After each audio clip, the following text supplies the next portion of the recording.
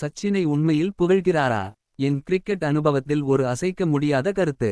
நான் விளையாடியதும் பார்த்ததுமான countless cricket போட்டிகளில் ஒரு பேட்ஸ்மேனின் ஷாட்கள் என் மனதில் ஆழப்பதிந்துவிட்டன. பல அதிரடி ஆட்டக்காரர்களை கண்டிருக்கிறேன்.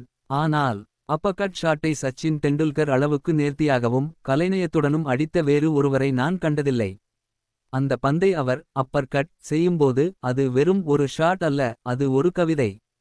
பந்துக்கும் பேட்டிற்கும் இடையிலான அந்த சிங்க் டைமிங் மற்றும் அதிலிருந்து வெளிப்படும் சக்தி காண்போரை மெய்சிலிர்க்க வைக்கும். அத்தனை பர்ஃபெக்ஷன் உடன் அவர் அதைச் செய்வார். பல நேரங்களில் நான் கண்ணிமைக்க மறந்திருக்கிறேன் அந்த ஷாட்டின் முழு அழகையும் உள்வாங்கிக் கொள்ள. அதேபோல் ஸ்ட்ரெயிட் டிரைவ் ஷாட்டும். அவர் அடிக்கும் நேர்கோடு ஷாட்களைப் பற்றி பேசாமல் இருக்க முடியாது. பந்து வீச்சாளர் எந்த வேகத்தில் பந்து போட்டாலும் அதை அத்தனை லாவகமாக கண்ணிமைக்கும் நேரத்தில் நேராக பவுண்டரிக்கு விரட்டும் அந்த காட்சி ஒரு தனி அழகு. அது வெறும் பேட்டிங் அல்ல, அது ஒரு பேட்டிங் பாடம். இந்த சச்சின் டெண்டுல்கர் வெறும் ஒரு பேட்ஸ்மேன் மட்டுமல்ல, அவர் ஒரு மாஸ்டர் ஆஃப் கிரிக்கெட்.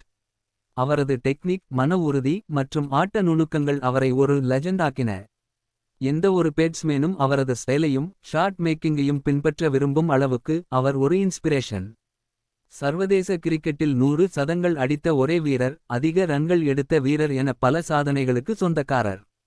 அவரது ஆட்டம் தலைமுறை தலைமுறையாக கிரிக்கெட் ரசிகர்களுக்கு ஒரு பொக்கிஷம் என்று மேற்கிந்திய தீவுகள் அணியின் ஜாம்பவான் விவியன் ரிச்சர்ட்ஸ் அவர்கள் சச்சின் டெண்டுல்கரை புகழ்ந்து இருக்கிறார். சச்சின் டெண்டுல்கரை யார் தான் புகழவில்லை?